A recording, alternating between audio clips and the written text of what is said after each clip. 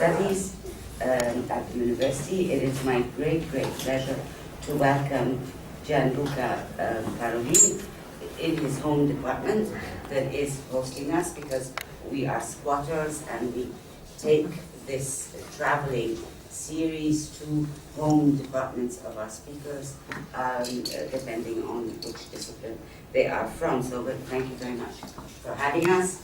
I just want to take a couple of minutes before I introduce Gianluca, who doesn't really need my introduction, to announce our upcoming events, so that you know. Normally we would have a general flyer ready, but unfortunately our marketing office is rather slow. To let some of you know, if you don't know, we do have parallel series, one here at the New Campus and the other in Tahrir. This is our first talk in the New Campus series. Our upcoming talk in Tahrir is scheduled for February 21, and it will be by Leila Abu Leila, who is a Sudanese Egyptian novelist, and she will be speaking on fiction as translation in Oriental law, of course, as usual at 6 o'clock. Then after Leila Abu Leila, on March 21, we are hosting Sausan Bashir, who is the co-owner of Afaq bookstore, and she will be speaking on translation, readers, and the market in Egypt. And our third lecture in the Tahrir series is by distinguished Libyan poet, resident poet. He actually is a colleague and teaches here at AUC, Khalid al-Matawa, and he will be introducing a collection that of translated poetry, international poetry translated into Arabic and initiated by Ariti Foundation that he runs, and his talk therefore is entitled "My Life Opens Its Eye," and as I said, he will be introducing this volume of translations that is entitled Poems for Life. As for this series here at the New Campus, our next lecture is on March 6th by my colleague Marilyn Plumley, who is Associate Professor of Linguistics at AUC, the Department of Applied Linguistics, and her talk is entitled Egypt's Linguistic Landscape, Tokens of its History and Trajectory. And we conclude this series at the New Campus on May 8th with Walid Al-Hamamsi, who is Assistant Professor of Cultural Studies at Cairo University. And Walid's talk is entitled, and many of you will recognize this, "Shut Up Your Mouth, Obama." Self-representation and identity construction in post-2011 Egypt. So it should be a fun talk to conclude the semester with. And now I turn to our guest today. Of course, Gianluca is not a stranger to AUC. He was here from 2008 to 2015. Correct? So it's wonderful to have you back. And he is currently Associate Professor of Law at the Institute for the Study of Muslim Civilizations at the Al Khan University in London. He has taught in New York, Rome, Tokyo, Trento, and Zurich, so it's great to have you back in Cairo after all of these other very interesting places. Gianluca's research interests heavily focus on Western Asia and North Africa. Within the broader field of comparative law, he explores areas that bridge the public-private law divide along four main lines of research. 1, regional governance and constitutional arrangements. 2, citizenship. 3, teleological readings of Islamic law, maqasid. And 4, fiqh al-aqaliyat.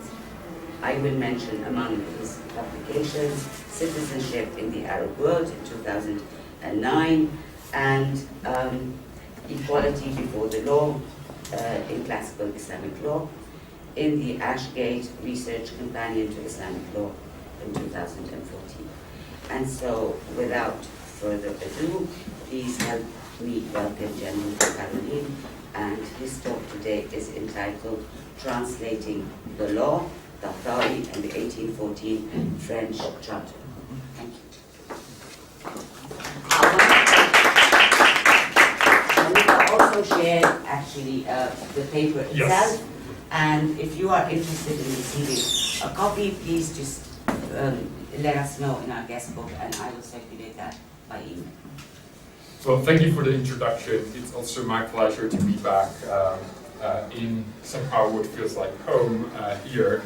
And it's also a pleasure to somehow discuss this issue of translating the law that somehow touches upon the interests of both the Center for Translation Studies and the Law Department. So it's a very informal 1 hour thing. So I wanted to first somehow give you like the background. Why am I interested in Tahtawi and his rendition of the 1814 Charter? But so I want to connect it with another aspect of my interest, which is, so how do we speak of law? So the transformation of the semiotics of law that happened in Egypt over the past 200 years. So what we were going to discuss today is at the very beginning of that period, but I'm currently looking at how the law and legal system is portrayed in contemporary TV series, in Salsalat Ramadan. So you see that I'm actually looking at both ends of the spectrum, both going back very far, but also looking at contemporary issues. So for those of you who are interested, there's a very first draft of a piece that I wrote on law enforcement in Egyptian TV series, which is available here for whoever wants to give a look to it. So why is it interesting to discuss these issues within the framework of the Center for Translation Studies? Well, both, the contemporary Musalsalat, and I think here of Grand Hotel, for instance, is an adaptation of a Spanish original. So in that sense, there is a dimension of translation that isn't the part of a way of understanding the different ways of representing law in the legal system. And there's a number of interesting studies about that, about the role of detective stories with the structuring of the modern state. So for instance, the Spanish Grand Hotel is all centered about this very detective-like figure, which is Detective Ayala. And I watched all the 60 hours of the 3 seasons of the 39 episodes of the Spanish one. And you actually see that he's a central figure in that series throughout the seasons. Whereas when you watch Grand Hotel, the Egyptian adaptation, of course, it's not the 60 hours, it's only the 60 of the Ramadan format. But you see that Asar Sharif is a very marginal figure, right? So that's just the beginning of something that, if you're interested, you can read here. And then, so even in contemporary issues of representation of law in the legal system, translation occupies the center stage. It was mentioned this earlier at the Ma'arad al-Kitab. There was a conversation between the Katib al-Scenario of the Grand Hotel and the Magna Maurice. And most of the questions actually revolved around this issue of tahwil or al-iqtibas. So how is the rendition, how is the tamsir of the original speak to an Egyptian audience and so forth. So I think there are a number of angles through translation studies that can be helpful in understanding also how the legal system is perceived and represented. Now, if we go back to our today's topic, translation is again at the very heart. Okay, you're probably very familiar with Tahlis Libris. Just in a couple of words is it is always portrayed as the memoir of Tahtawi, who was sent for 5 years to accompany the first Egyptian group of scholars that were sent to Egyptian school in Paris to learn about the modern sciences. He was sent along as a spiritual guide, but he decided actually to learn French himself and thus qualify as a translator. So actually, Tahtawi al-Ibris was also presented as part of his final examinations to qualify as a translator at the Egyptian school in Paris. So of course that's also one part of the public that he has and he's speaking to. But of course these memoirs were expressly requested by the person who put Tahtawi's name down for the mission, who was the then Sheikh al-Azhar Hassan al-Attar. And of course, what we know from other historiographical sources, Muhammad Ali himself, who was the one who funded the mission, wanted to have an account of what happened then. Okay, so and I think this is important. These three audiences it's important for us to keep them in mind, because my argument is actually in his translation, he's actually sending messages to these three blocks. And I'll try and give you like one example at least for each group. But again, as Samia said, the full paper is available with all the details of the thing.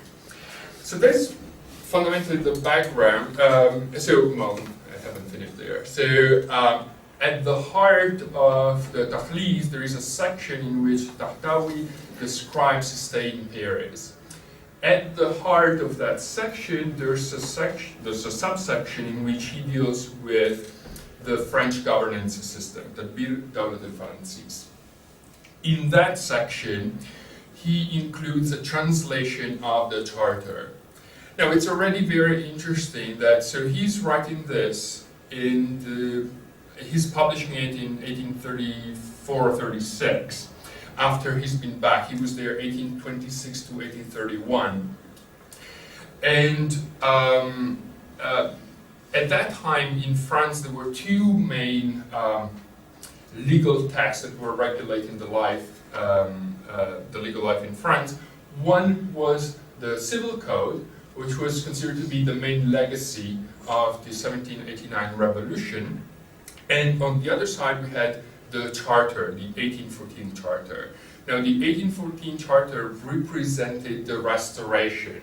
It's the document that regulated the coming back of the royal family. It's very much one of those granted charter, even in its own terminology, it refers to itself as the charter instead of the constitutions that were issued after the revolution.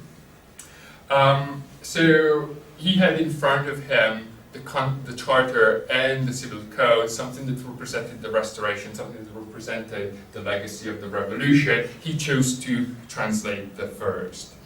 Now, it's also interesting because at that time, the July Revolution of 1830 had already happened. Now, the July Revolution basically got rid of the main branch of the Bourbon and their granted charter. So by the time Tahtawi translates, the 1814 charter that he translates is no longer in force. After the charter, a constitutional charter was pacted in 1830, which represented the transition from a constitutional monarchy towards a parliamentary monarchy, from Charles X, King of France, to Louis-Philippe, Roi des Français, King of the Frenchmen. But Tahtawi ignores that. He decides to translate the 1814 charter. He doesn't give you any background whatsoever. He lists the amendments to the 1814 charter in a later section, which he calls تصليح الشرطة, amendments to the charter, in which it's interesting because he lists only the most insignificant amendments of the charter instead of the ones that were at the core. For instance, the ministerial responsibility, the progressive move towards parliamentary government and ministerial accountability, for instance. From a translation perspective, if you look at how the Tahtawi Libris has been translated or retranslated into English or French, you will actually see that in these translations, or in German for that matter, these translations omit completely the part in which Tahtawi translates the charter. He said, he translated the charter, that's the text of the charter, no big deal. So all that misses the agency of the translator in actually rendering that text that was not available to the Egyptian readers. So it became known only through his Tahtawi Libris, his portrayal in Tahtawi Libris.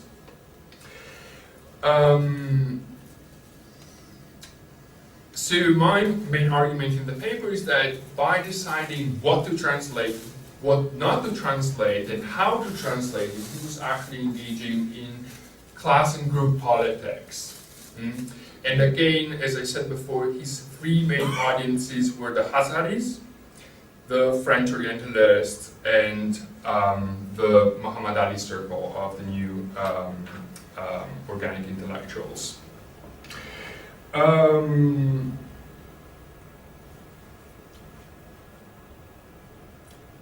Let me give you like a few examples so that we have a sense of what he was doing.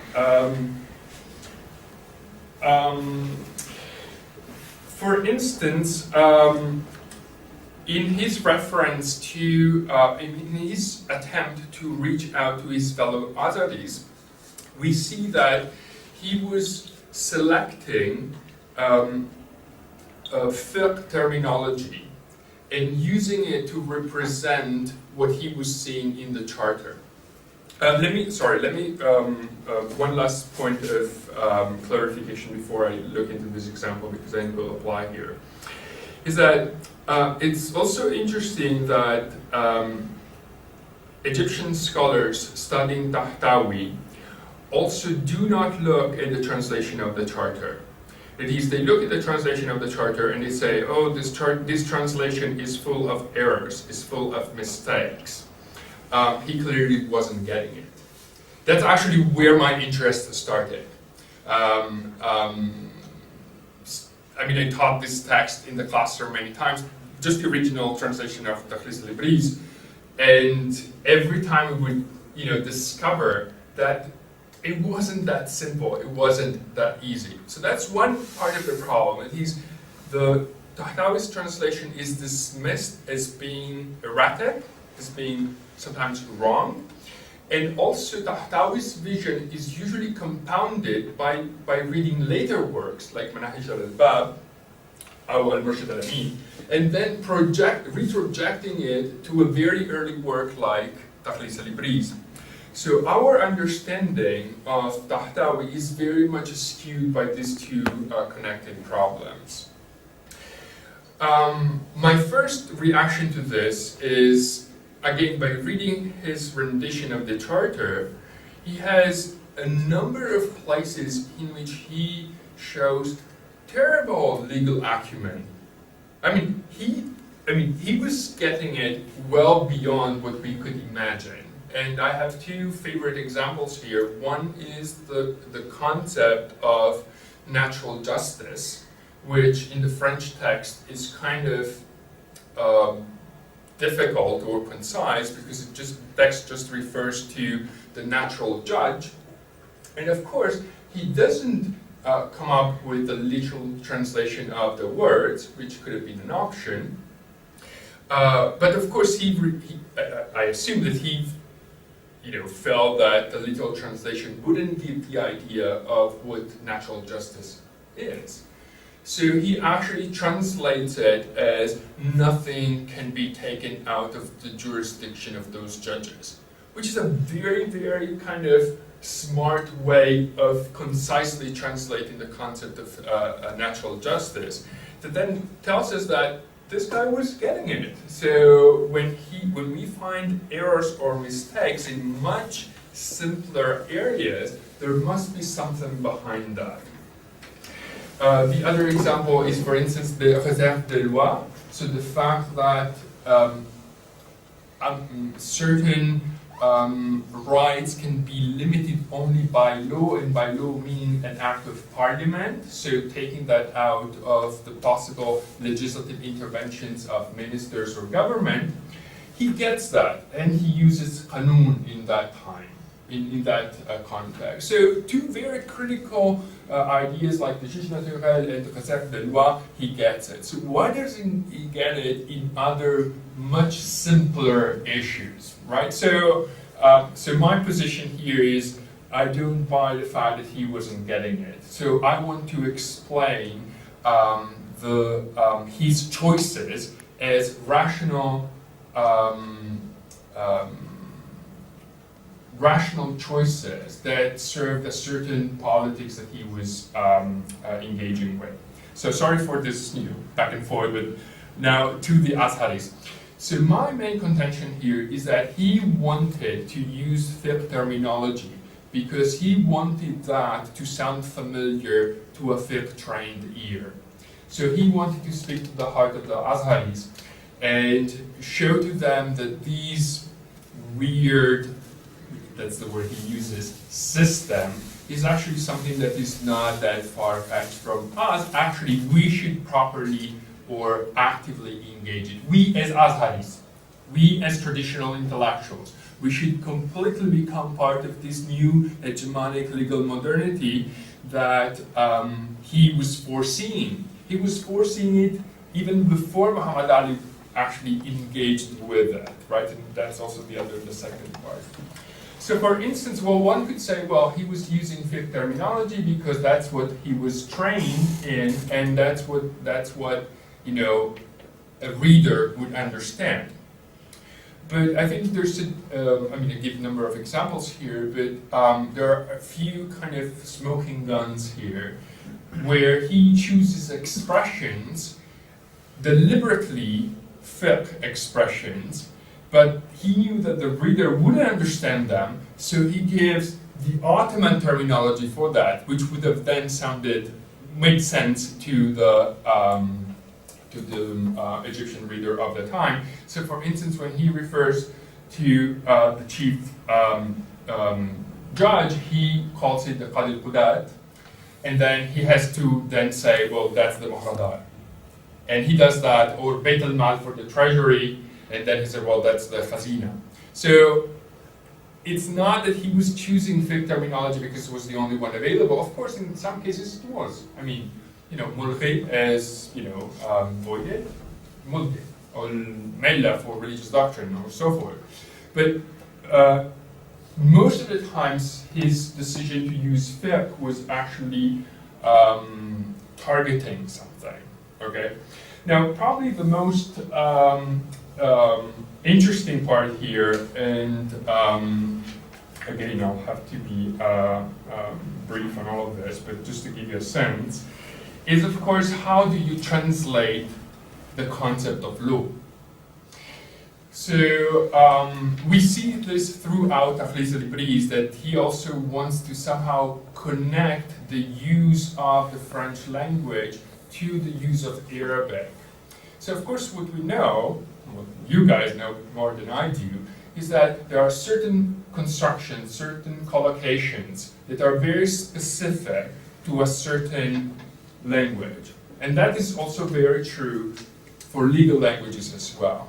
So for instance, we know, I'm Italian, and what we know is that when the code was translated from French into Italian, some figures of speech were not familiar with the Italian language. So the lawyer had to be trained in the Italian legal language to absorb the figures of speech that were present in French. So somehow the legal Italian legal language is much more Frenchified than the Italian common language, and then when the scholarship, the German scholarship came in, now what we have in Italy is a German scholarship approach and the French text. So what the legal scholars do is they keep going back and forth between them, okay? Tahtawi was doing the same. There's, I think, one very famous example, which is using the word for temps, which is used to refer to the chronological time and the atmospheric weather, using the same word in Arabic to refer to both, because in French it's the same. And so he does the same also in the translation of the charter. The case here is the word haq. The word haq is, of course, very familiar to the fiqh-trained ear, because it is used to refer to the personal, individual entitlement to something. In French as well. You can say, j'ai le droit de, I have the right to, okay? But beyond that, there was a movement in French that happened in all the other continental languages, just as it happened to Latin before that, that the, let's say, the expression of this bundle of individual entitlements became the reference to the entire legal system. So you would use droit not only to refer to the individual entitlement, but also to the legal system as a block, okay? Now that, of course, works in French when you can say le droit civil or j'ai le droit, but it doesn't work in Arabic when you have haq. That doesn't mean anything in the as a legal system. But he works on that. So, for instance, the first section in which this article comes is entitled "The Droit public des Français," so the public law of the French. Now, both public law and public rights would actually be both interesting options, and would be also both somehow correct, because in the section we see elements of the structuring and the functioning of the legal system in the public law, but also some individual entitlements. So when he comes to it, it's like, okay, how do I translate that? So what he does, and you're probably familiar, what is the law school called nowadays? Who? In the plural, right? He wasn't still at that point. So the section here, he titles it as Al-Haqq al-Am al-Mansub lahum. So, and of course, I mean, your reaction now, okay, of course, the law school is right? So you already see, you know, how his choices are still with us nowadays, okay? Of course, if you have to think of haqq as the legal system, this is, for instance, one of his choices that didn't take root. Because in today's speaking of the law, you wouldn't use haqq to refer to the legal system, right? You'd use probably qanun, or nizam al-qanuni, or manzuma al-qanuniya, whatever. Now, how did he refer to that law as well? So he had another option, which is the one that we're seeing here in Article 1. Article 1, le français sont égaux devant la loi. He, of course, decides not to translate the second part, which is about equality. But even at the first part, so let's try this. How would you guys translate the first part? Les Français sont égaux devant la loi. Frenchmen are equal in front of the law.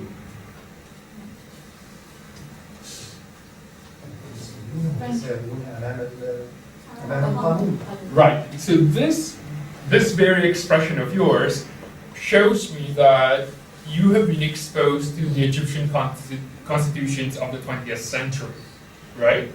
Here we're looking at something else. So now, keeping this in mind as our contemporary reading of it, that's how he translated it. سائر الفرنسوية مستوون قدام الشريعة. Now, first of all, mustawun is an expression that even reads, strange nowadays. It hasn't been absorbed by the legal language. Quddam is not something that you would use in that context. You would use amam, and of course, the big thing here is the sharia, right? Now, and actually, for the entire 19th century, you see that Sharia is used, and my sense that is probably also because of Tahtawi's centrality in the translation movement in Egypt, you can actually find it throughout the 19th century is used as a synonym for legal system. So much so that people need to specify that when they speak of Sharia, Islamic law as we would refer to now, they need to add an adjective to that. And even towards the end of the 19th century, then you would have the Sharia al-Qanuniyya. And then you need to call, for instance, when the law school for the Mahakim Sharia is established, it's no longer enough to call it Madrasat al-Qada, it needs to be Madrasat al-Qada al-Shari, right? So this appropriation of the language of fiqh was actually pretty successful. It was also pretty successful, but it also tells us that his choices are somehow still with us, because the categories that he used are then the categories that are still informing our way of thinking about the law and the legal system. I'll skip all the other examples here. Well, I already spoke a bit about Kalam al-Haq al-Faransawiyya al-Mansub lahum. Let me give you a second example here. This is where he's reaching out to the French Orientalists. Now, the message that he's sending to French Orientalists is, I want to show you that our mind can be completely colonized, and Arabic can do the same jumps of French. And why is that? Because what you actually arrived at is something that is not French, is something that is universal. So the transformation of the charter is an experience of humanity, and humankind then can be properly appropriated by Egypt, which in that time had, just like France, a very clear colonial policy, but I will get back to this hopefully even later. So the French text usually refers to Frenchmen. There's a few cases in which subject is used in the preamble, but even back then the preamble was considered to be debasing. He doesn't translate the preamble. However, he does the translation with the term subject, which is also quite dear to my heart now, because I heard that the class that I was teaching at Cairo University, Nuzum Siyasiyya, the person who took over it now marks down students if in the exams they use the term muwatinin, citizens, and they have to use the word ra'aya, which is very unfortunate. So anyway, he uses ra'aya, that is the term for subject in here, but this is not what I wanted to get at. There's of course a way in which French can use, can do away with a subject in which Arabic cannot. So in most cases, he chooses neutral aspect, just to underline this universal approach of the text. So for instance, this is about Article 2 about taxation. Il contribue indistinctement dans la proportion de leur fortune aux charges de l'État. يعطون من أموالهم بغير امتياز شيئا معينا لبيت المال. Again, I told you already بيت المال, which wouldn't have made sense to an Egyptian ear at that time. كل إنسان. That's the universal, right? Says this charter is something that the French came up with, but that's a universal. Actually, I want to read you a quote from the same chapter in which the translation appears. He says, I will mention the charter to you, even if most of what is in it is not to be found in the book of God the Almighty, or in the Sunnah of His Prophet, so that you will know how their reason, or quluhum, arrived at the conclusion that justice and fairness, al-adl wal-insaf, are among the reasons for the civilization of kingdoms and the comfort of subjects, and how rulers and ruled conformed to it. And so their country flourished, their knowledge increased, their riches piled, and their hearts relaxed. Among them, no one is ever heard complaining of injustice, since justice is the foundation of civilization. End of quote. So you can get a sense of where his project was heading. Let me give you then a third example from the third audience that he was targeting, Muhammad Ali.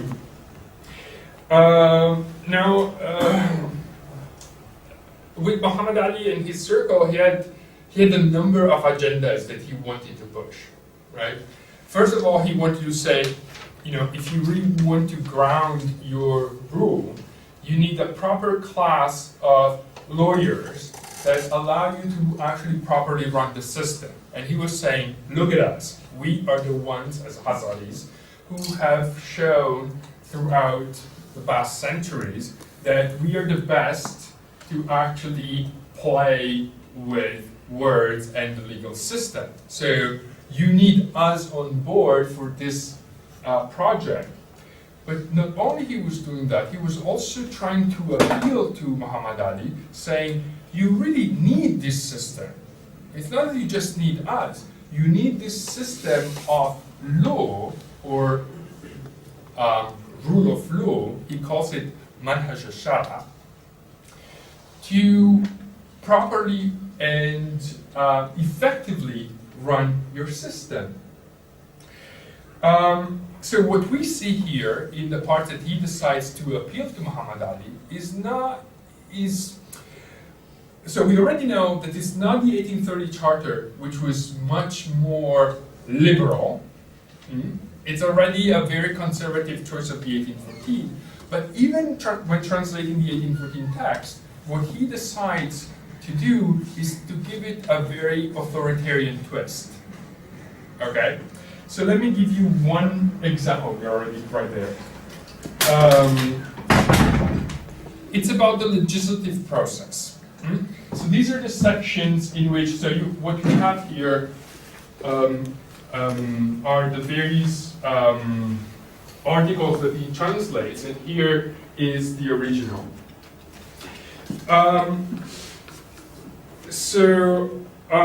In presenting the provisions, I'm going to quickly read this section because it's more effective time-wise.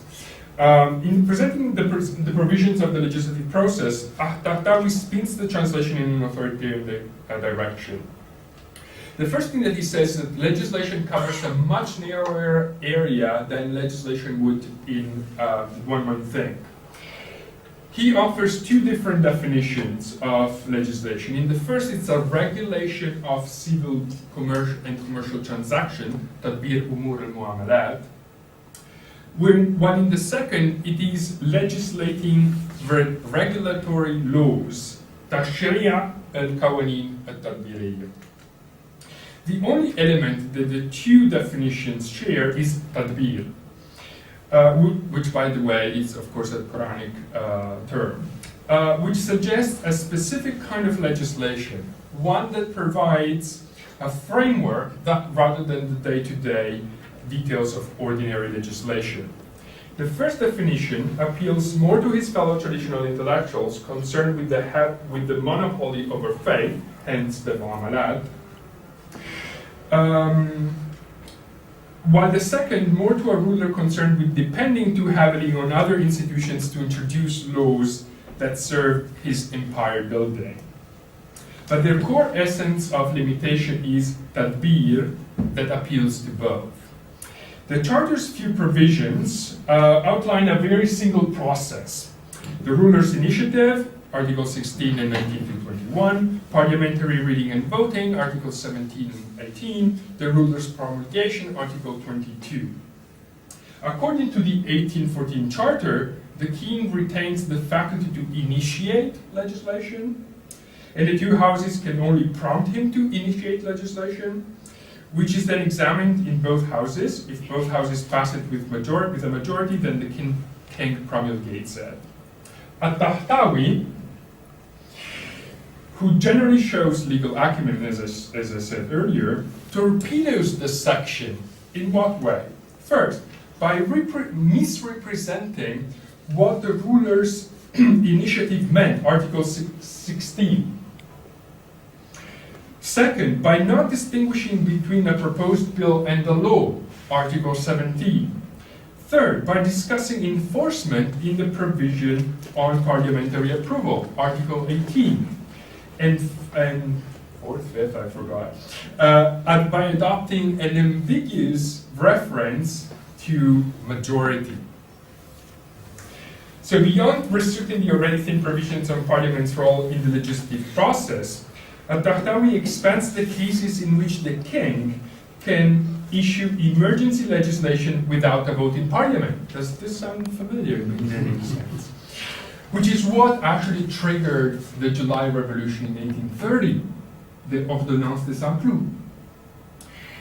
So the 1814 Charter gave the king the right to issue decrees needed for the enforcement of laws and the security of the state, pour l'exécution des lois et la sûreté de l'État.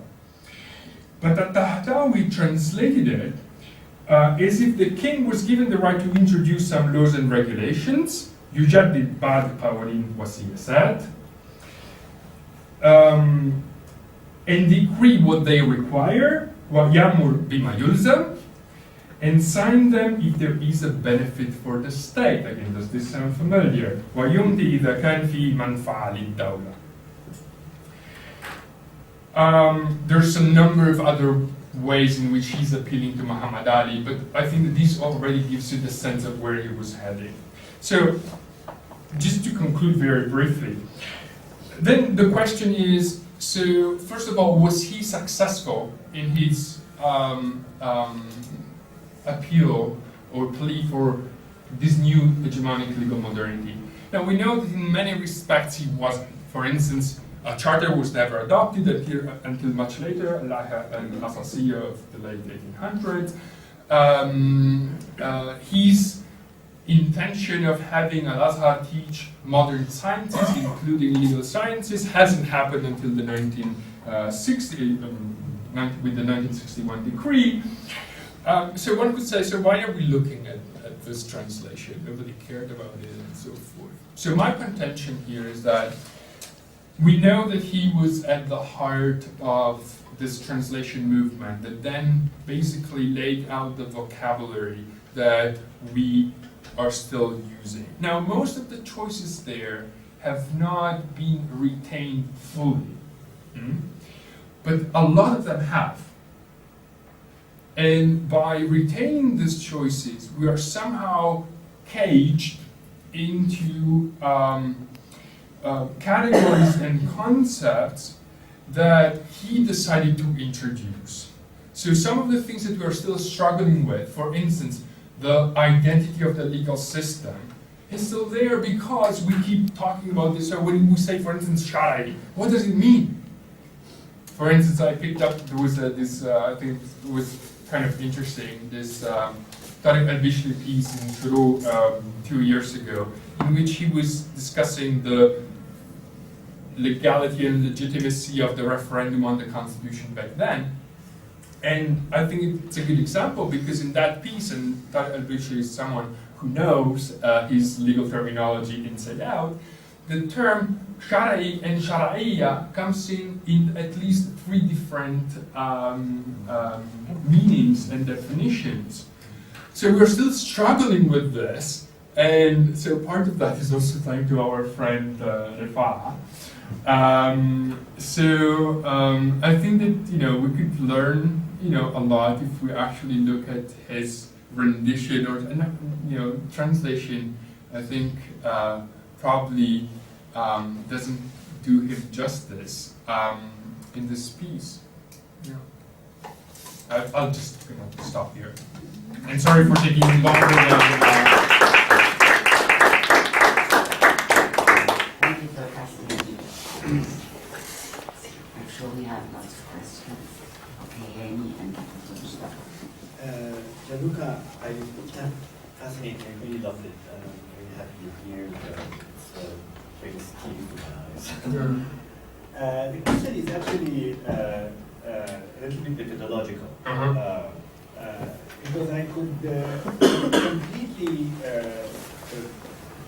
intuitively, I'm very much inclined to accept the basic proposition that the readings of those translations as an error doesn't make sense. And that actually, if one reads systematically these quote-unquote errors, then one could produce a map of those misreadings, and that would tell us something about the context that he's trying to read. So that, for me, seems to be like I don't think anybody has done it systematically, at least as I'm aware of in Egypt. But then the question is, how do we go to the next step? Meaning, how do we go from producing the map of the misreadings to actually map that on the social and political context?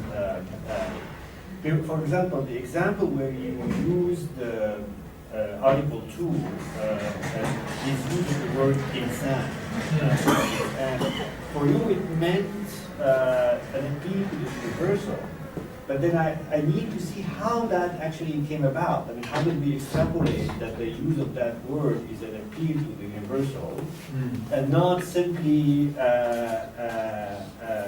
somebody who's struggling with the notion of liberal individualism and trying to figure out, actually how do we have a notion of the individual that is legal or something like that. So that there is a jump here that I'm interested to see how, maybe because of it's in the paper, but I'm interested in how do you actually go through that extra step to locate that error in a context to actually make a extrapolation about the socio-political context.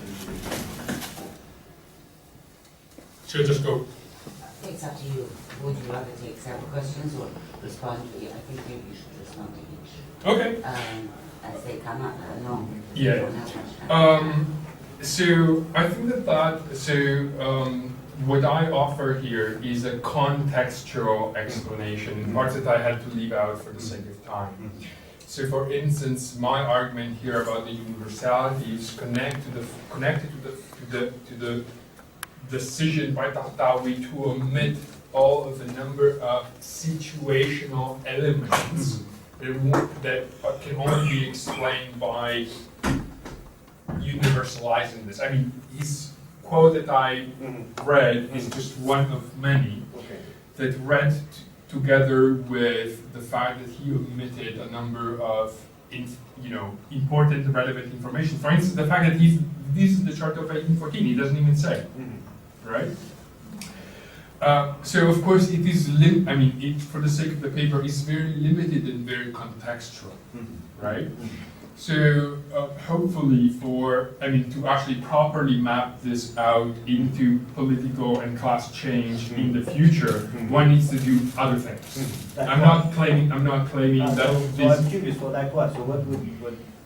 I think it would be things that is beyond my reach from London and as a foreigner right now. But I think that this is something that can be properly done by someone who's here and has access, for instance, to archives and so forth. But there's excellent people that have gone through AUC who are doing that sort of work. So the kind of help that I can give is by offering this contextual reading. And again, I think that this is particularly interesting because it's one of the few cases in which, and I call it a Rosetta Stone, because we actually have the reading. So we can see what kind of operation it did on the text. Most of the times we don't. So yes, I completely agree. It's limited to the contextual analysis. So I'm happy to at least offer something that's more, it sounds more coherent to me. It makes much more sense than just saying it's a mistake or an error. Now, another way of reading this in something is, of course, if he had said Ra'aya, right?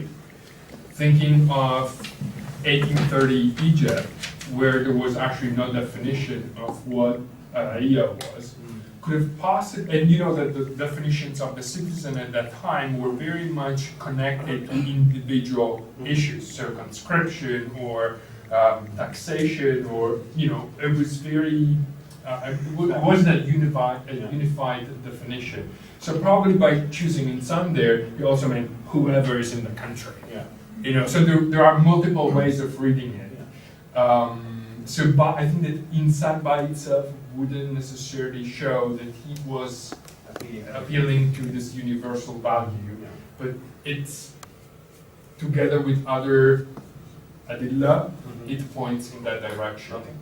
I think that taken on its own wouldn't warrant. Thank you. Yeah, thank you very much indeed. That was most insightful, and I do agree with the conclusions, and I'd like just to put them in the larger context. The fact that Tahtawi imposed upon himself some kind of self-censorship, because he had to go with the Wali al-Ni'am's plan for Egypt at the time, imposing a kind of modernity that didn't really work out. So thank you very much. That really supports this argument. And I was wondering, I want to refer to certain words that you mentioned, like milla and mutasawun, and I would like very much to know what you think about the possibility of having these words passed on to Tahtawi and Egyptians through the French themselves. I mean, in particular, the kind of translation Frenchmen started offering us, starting from Napoleon's letter to the Egyptians, where he says, for instance, المماليك الذين يتعاملون بالذل والاحتقار مع الملة الفرنسوية، or من الجمهور الفرنساوي المبني على الحرية والتسوية. So would you consider that it's not just the traditional Arabic of the Azarites, but also the French with their broken Arabic, but still they offered some kind of new terminology to Egyptians? Thank you very much. Thank you for the question. I'm actually going to also comment on the first part, on the comment. This is actually precisely why it's so important to look at Tahtawi's subtext.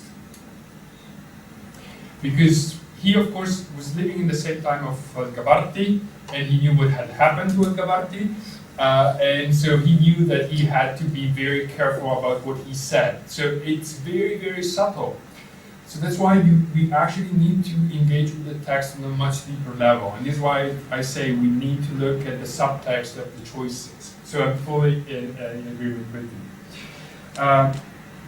Certainly, there's a very important influence from French Orientalists into Tahtawi's work. What they find extreme, and again, as I said, he also included this among a series of other translations that he came up with as part of his final examination. And what we know is that eminent French Orientalists who were engaged in the process weren't happy with Tahtawi's translation. They weren't happy with it. They thought it was, rather sloppy, right? So certainly, I mean, Dessoucy, Jomard had, an articulate way of presenting what they wanted.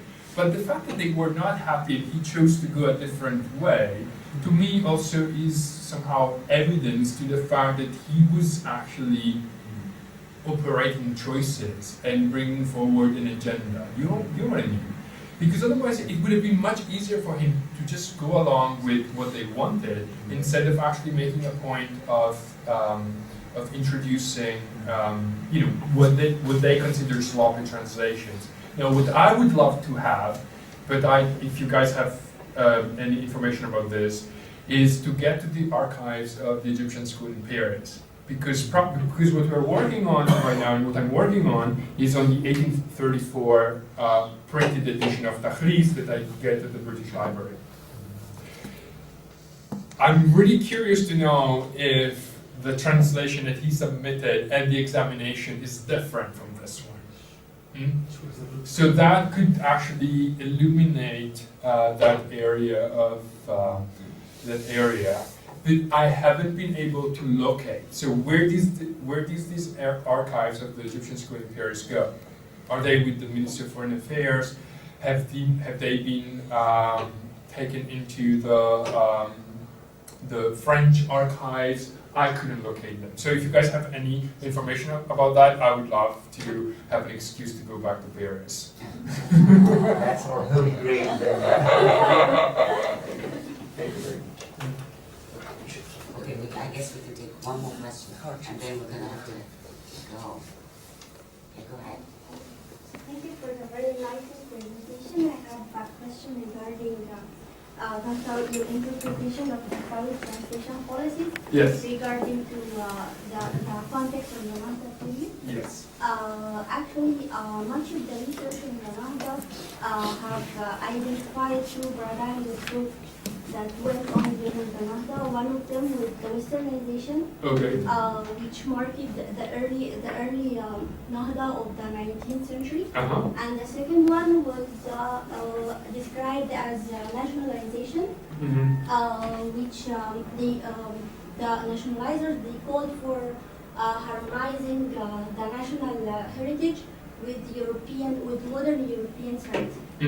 Actually, do you think that in your interpretation of his translation policies that he was trying to amplify or simplify terminology, do you consider this as one way to enact the Westernization movement or the Westernization project that Tahtawi is actually described as one of the Westernizers of the Nahda? Yeah, thank you. So I think that's actually why I was interested in talking to the two groups, right? So not just my friends, the lawyers, but also to people who work at translation. So thank you very much for the question. I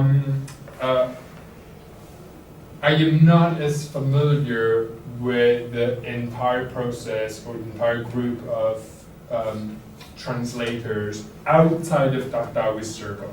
I know what he did, and his aides, and his later choices in translation. But my sense is that if we identify phases, we realize that there have been changes in policy. And so people also changed their minds. Whereas our current reading of Tahtawi is as if he operated only in one point in history, and that he only had one idea that stayed the same. My suspect is that it wasn't the case, because when you read Munahij al-Albab or Al-Murshid al-Amin, my sense is that it's a different person. It's someone who has lived through a number of experiences and has changed his mind. So whichever way we want to divide the period for a better understanding of the process, I think we need to consider that people lived for a number of years and changed their minds, which unfortunately doesn't seem to be the approach that we're having for Tahtawi. So if you actually take any book on Tahtawi, you will see that things are explained by referencing these later works. It's just like I don't know what I'm going to be in 20 years' time, and you cannot explain what I wrote 10 years ago through my thoughts today. And I think that kind of recognition of the author's agency or the translator's agency need to be at the heart of our approach. Now, of course, Tahtawi is always referred to because of the famous, their liberté, our al-adl wal-insaf, and all of that. Yes, that is part of his first kind of approach. But I think there's more than that. I think contextualizing historically the various moments and changes, which then would benefit from a proper understanding of class and social change, right? And I think, but that's, I mean, to me, it seems like largely uncharted. I mean, there's people who are working on it, but what we have nowadays not as, I think, as elaborate as we would wish to properly, you know, get a grasp of what problem we have. You're very welcome. Thank you. Thank you very much. This was really wonderful. Thank you. And then sorry that we go down the discussion, people have to run off Yeah. the lectures and classes and stuff. Musa Salat Ramadan, please, anyone. And so there's also my email, so if you guys can think of other Musa Salat that You you have want. copies. Yes, I brought copies for the group. Yes. And I can also email it, I mean, yeah. So please,